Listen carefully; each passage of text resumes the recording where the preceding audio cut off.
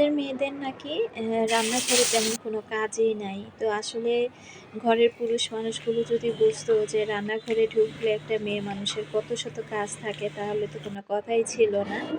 যাই হোক সকালের নাস্তায় ছিল ডাল আর হোটেল থেকে আনা পরোটা। তো ওটা নাস্তা খেয়ে আমি রুমের কাজগুলো গুছিয়ে নিয়েছি। আর এদিক থেকে চলে আসছি রান্নাঘরে। তো এখন এই তো রান্না-বান্না করব। আমাদের ঘরের পুরুষ মানুষগুলো কিন্তু সবসময় বলে থাকে যারা আসলে বোঝে কম যে একটা মেয়ে মানুষ তার সংসারে কত রকমের কাজ করে থাকে। তো রান্নাঘরে যখন ঢোকা হয় তখন দিন শেষে রাতের বেলা যদি বলি যে খুব ক্লান্ত বা ভালো লাগছে না, তাহলে দেখা যায় যে ঘরের কর্তামশাই এসে বলবে যে, "কি এত কাজ করো? সারাদিন কি এত কাজ থাকে? রান্না-বান্না এটা তেমন কোনো কাজ কিনা?"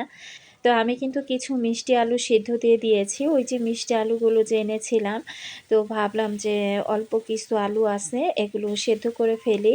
আর এটা সেদ্ধ করে ফেললে এটা আরকি খেতে ভালোই লাগবে। এখন কিন্তু দেখলাম যে আলুটা অনেক মিষ্টি হয়েছে আরকি ঘরে রাখার কারণে।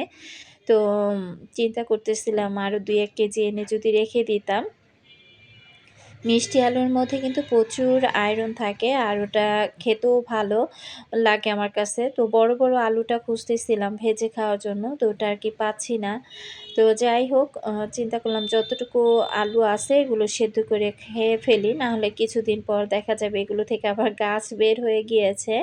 তো আমি এদিক থেকে দেখেন মাছটা ভাজতে দিয়ে এপাশ থেকে আবার চালটা ধুয়ে নিচ্ছি। রান্নাঘরে ঢুকলে তো এক হাতে যে কত দিক সামলাতে হয় বিশ্বাস করবেন না আপুরা। আমি জানি আমার আপুরা বিশ্বাস করবে। তবে আমার ভাইয়াগুলো বিশ্বাস করবেন না। যে সকল আমার ভাইয়েরা আমার ভিডিওগুলো দেখে থাকেন, তারা তো জেনেই থাকেন যে একটা রান্নাঘরে আসলে কত শত কাজ থাকে। তো এদিক থেকে আমি এই তো খুব সুন্দর করে আমি চালটা ধুয়ে রাইস কুকারে বসিয়ে দিলাম। তো ভাতটা হতে থাক আর ওই পাশ থেকে রান্নাটাও করছি। আর এই যে দেখেন কতগুলো থালা বাসন হয়ে আছে এগুলোও গুছাতে হবে। তো একটা কিচেনে একটা মেয়ে মানুষ যখন কাজ করে সে যে শুধু রান্না-বান্না নিয়ে ব্যস্ত থাকে তা না। রান্না করতে গেলেও রান্নার সরঞ্জামগুলো গুছিয়ে নিতে অনেক সময় লাগে। এরপর আবার থালা বাসন গুছাতে, এরপর যেমন এই যে রান্না-বান্না সবকিছু কাটাকাটি, তারপর রান্না-বান্না করা কতটা হ্যাসেলের একটা বিষয়, ঠিক না? ঘরের পুরুষগুলো কিন্তু খুব কম বোঝে এই জিনিসগুলো। তারা ভাবে যে আমাদের মতো মেয়েদের হাতে কোনো কাজই থাকে না। তো যাই হোক আসলে রান্না-বান্নার দিকে একটু ফোকাস বেশি দিয়েছি। ঝটপট করে রান্না করি আর অফ ক্যামেরাতে ঘরের কাজগুলো করে নিয়েছি। এখন আমি হাতে মাখিয়ে ডালটা বসিয়ে দিচ্ছি। তো দেখেন তারা এভাবে রান্না করলে কিন্তু রান্নাটা খুব তাড়াতাড়ি হয়ে যায়। ওইদিক থেকে মশলা কষাতে দিয়ে এদিক থেকে মসুরের ডালটা খুব ভালোভাবে হাতে মাখিয়ে নিলাম। এটা আমি মিনি রাইস কুকারে বসিয়ে দিব। তো এভাবে রান্নাবান্না করলে দেখা যায় সিলিন্ডারটা একটু কম খরচ হবে। তো মাল্টি কুকারে যেমন আমি এখন ডাল বসিয়ে দিব আর রাইস কুকারে আমি ভাতটা বসিয়ে দিয়েছি।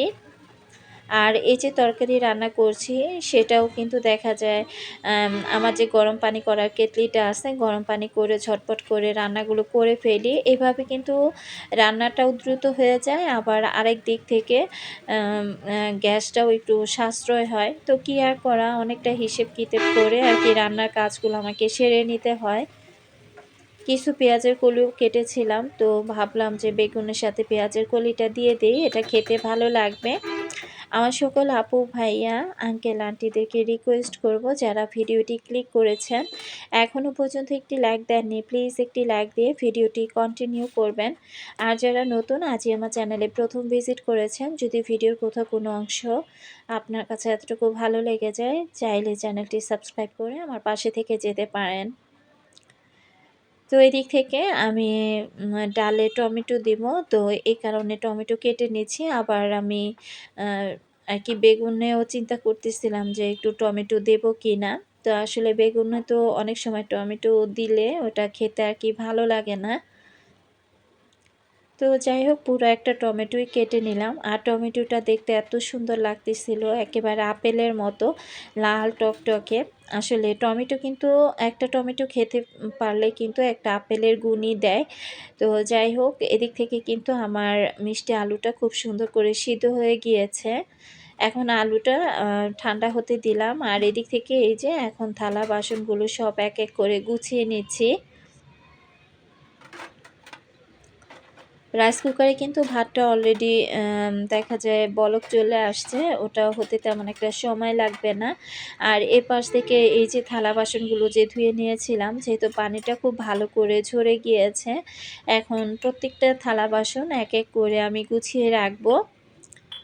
আমার কিছু কিছু ভাইয়ারা আছেন যারা আমার ভিডিওগুলো দেখে থাকেন, আমি তাদের উদ্দেশ্যে বলছি, আপনারা যদি বিয়ে করে থাকেন আর আপনারা যদি মনে করে থাকেন যে একটা মেয়ে সংসারে কী বা এত কাজ করে, কী রকম কাজ করে থাকে, সেই সকল ভাইয়াদেরকে বলবো যে আপনারা যদি আমার লাইফস্টাইল ব্লগগুলো পুরোপুরিভাবে দেখেন বা একটু খেয়াল করেন, তাহলে বুঝতে পারবেন যে একটা মেয়ে মানুষ ঘরে কত রকমের কাজ করে।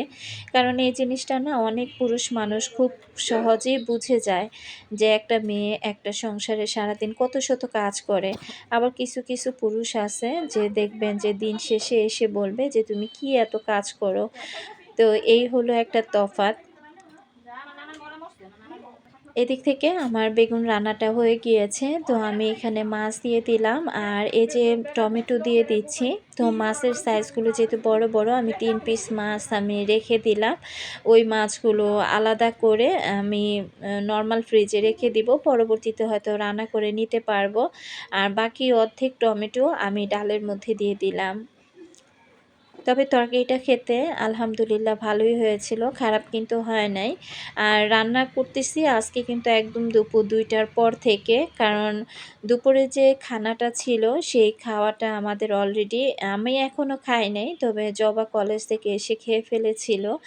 আর দেখা যায় জুই স্কুল থেকে এসে তারপর আর কি খেয়ে ও আর কি ঘুমিয়ে যাবে, ঘুম থেকে উঠে তারপর আর কি প্রাইভেটে যাবে। তো অনেক আপুরা আবার বলতে পারেন, আপু এখন তো নির্বাচন, তো এখন তো স্কুল অফিস সব কিছুই বন্ধ, তো এখন আবার মেয়েদের স্কুল খোলা কখন ছিল?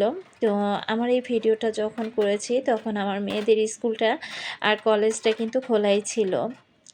তো দেখেন একদিক থেকে রান্না করছি আর একদিক থেকে অল্প অল্প করে গুছানোর কাজগুলো কিন্তু সেরে নিয়েছি। এই যে রান্নাঘরের কাজ করতে করতেই হয়তো বা 15 মিনিটের একটা ভিডিও আপনাদের সাথে শেয়ার করছি, তবে এটা কিন্তু 15 মিনিটের কাজ না, এই কাজটা ছিল আরও লং টাইমের, প্রায় 1 থেকে 1.5 ঘন্টার উপরে আমি রান্নাঘরে কাজ করেছি। আর 1 থেকে 1.5 ঘন্টার কাজগুলো যদি সম্পূর্ণটা আপনাদের সাথে শেয়ার করতে যেতাম, তাহলে কিন্তু ভিডিওটা অনেক বড় হয়ে যেত। তো গতকালকে তো আমি রমজান উপলক্ষে আমি কিছু ফ্রোজেন আইটেম আপনাদের সাথে শেয়ার করেছিলাম। অনেক আপুরাই বলেছিলেন যে খুব সুন্দর হয়েছে। আসলে আমি এতটা ব্যস্ততার মধ্যে এখন সময় পার করছি, ইফতারিতে ওইভাবে কোনো কিছুই আমি ফ্রোজেন করতে পুরোপুরিভাবে পারবো কি পারবো না আমি জানি না। তো আজকে চিন্তা করেছি একটু আর কি চিকেন নাগেটস বানাবো। তো ওটাও আবার আমি অফ ক্যামেরাতে অনেকটা রেডি করে নিয়েছি। আর এই মিনি রাইস কুকারে ডাল রান্না করার পর রাইস কুকারটা আমি কিভাবে ধুয়ে থাকি সেটাও কিন্তু আপনাদের সাথে শেয়ার করব। অনেক দিন আগে একজন আপু আমাকে কমেন্ট করেছিল, যদিও আপুর আইডির নামটা আমার মনে নাই। তো আজকে আর কি দেখিয়ে দিব। আপুটা আমাকে বলেছিল যে আপু আর কি, আমি এটা মিনি রাইস কুকারই বেশিরভাগ বলে থাকি, অনেকে এটাকে মাল্টি কুকার বলেন, যে এটা কিভাবে পরিষ্কার করো একটু ভিডিওতে দেখিয়ে দিও। এর আগের বারও আমি একটা ভিডিওতে দেখিয়ে দিয়েছিলাম, আর আজকে আবার দেখিয়ে দিয়েছি। তো আমার ডাল রান্নাটা কিন্তু করা হয়ে গিয়েছে, একটু ঘন করে ডালটা রান্না করেছি। আর এখন আমি খুব সুন্দর করে মাল্টি কুকারটা ধুয়ে নিব। তো এটা যেহেতু ধোয়ার ক্ষেত্রে একটু সাবধানতা অবলম্বন করতে হয়, কারণ এটা ২ পাশে, এক পাশে সুইচ আরেক পাশে হচ্ছে এখানে তার দিয়ে তারপরে রান্নাটা করতে হয়।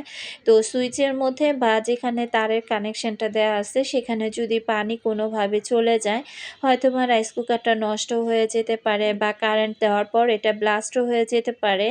তো এটা যখন যে আপুরাই ব্যবহার করেন না কেন, কারণ আমার ভিডিও দেখার পর অনেক আপুরা এই মাল্টি কুকারটা কিনেছেন, আমাকে কমেন্ট বক্সে জানিয়েছেন। তো সত্যি আমার খুব ভালো লেগেছে। ছোটখাটো জিনিস হলেও এটা খুব কাজের। তো এটা যখন পরিষ্কার করবেন, এই যে আমি দেখিয়ে দিলাম এটা কিভাবে পরিষ্কার করছি।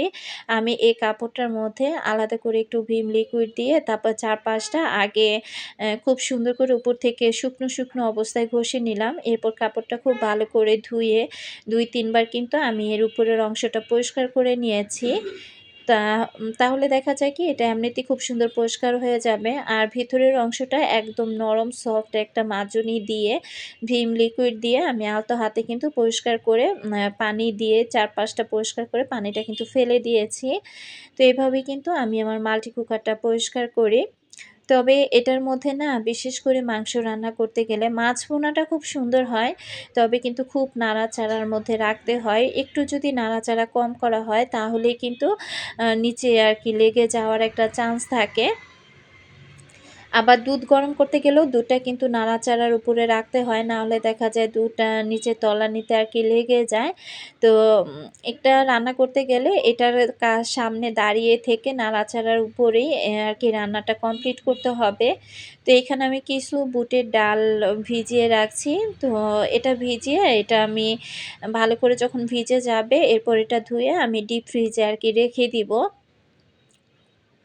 যখন দেখা যায় হয়তোবা মাংস দিয়ে রান্না করি বা অন্য যেকোনো কাজে ব্যবহার করি না কেন ঝটপট ব্যবহার করতে পারবো।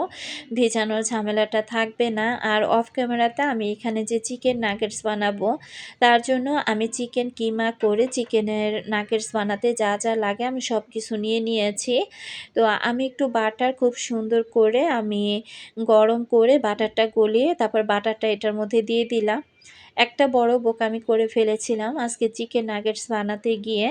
তো আসলে পুরো একটা ডিম আমি একদম পুরোটাই দিয়ে দিয়েছিলাম। আসলে এখানে পুরোটা ডিম না দিলেই হতো।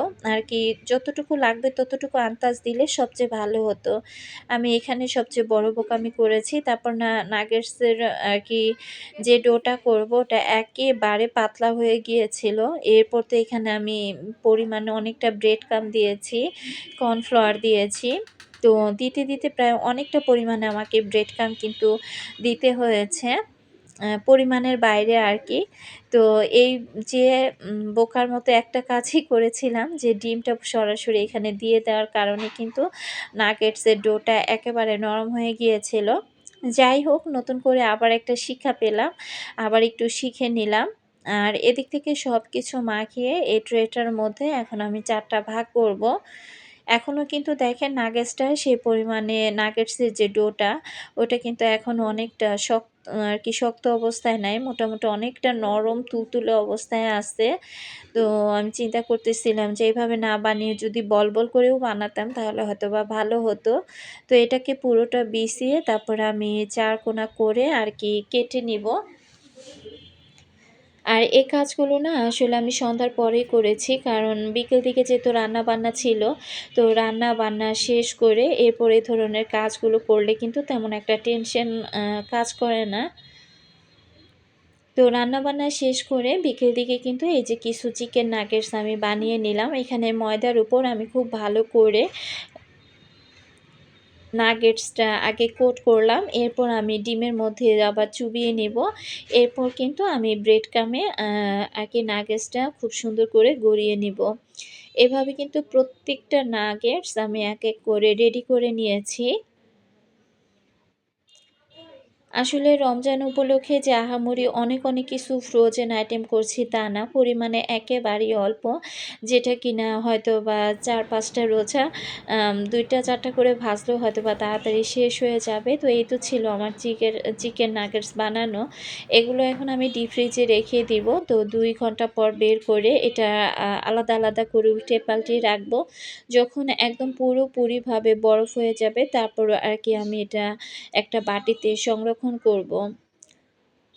তো সারাদিনের কিছু কাপড়-চোপড় ছিল। তো এই কাপড়-চোপড়গুলো এখন আমি এই তো এক করে ভাঁজ করে নিচ্ছি।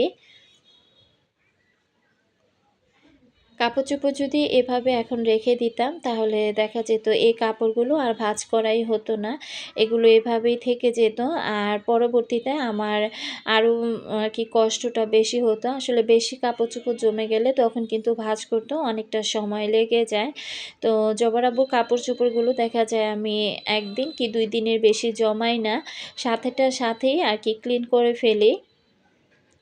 তো সবগুলো জামাকাপড় আমার ভাঁজ করা শেষ। আর দেখা যায় জবর আব্বুর সবকিছু রেডি করে একেবারে হাতের সামনে আমাকে রাখতে হয়।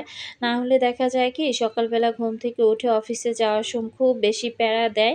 তো তার মোজাগুলো আমি কি করি একটার সাথে আরেকটা সুন্দর করে ভাঁজ করে এরপর আমি পেঁচিয়ে একটা আরকি বান্ডিলের মতো করে রেখে দিই এই যে এভাবে মুড়িয়ে।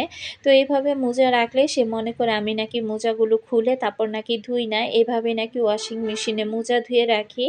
তো সে যখনই মোজাতে হাত দেয় দেখে মোজাগুলো এই অবস্থায় আছে। তো সেদিন আরকি বলতেছিল, "তুমি কি মোজাগুলো পরিষ্কার করো না?" কি একটা অবস্থা বলেন। তো যাই হোক কাপড়-চোপড়গুলো এখন ড্রয়ারে রেখে দিব। আর আজকের মতো আপনাদের কাছ থেকে বিদায় নিলাম। আল্লাহ হাফেজ।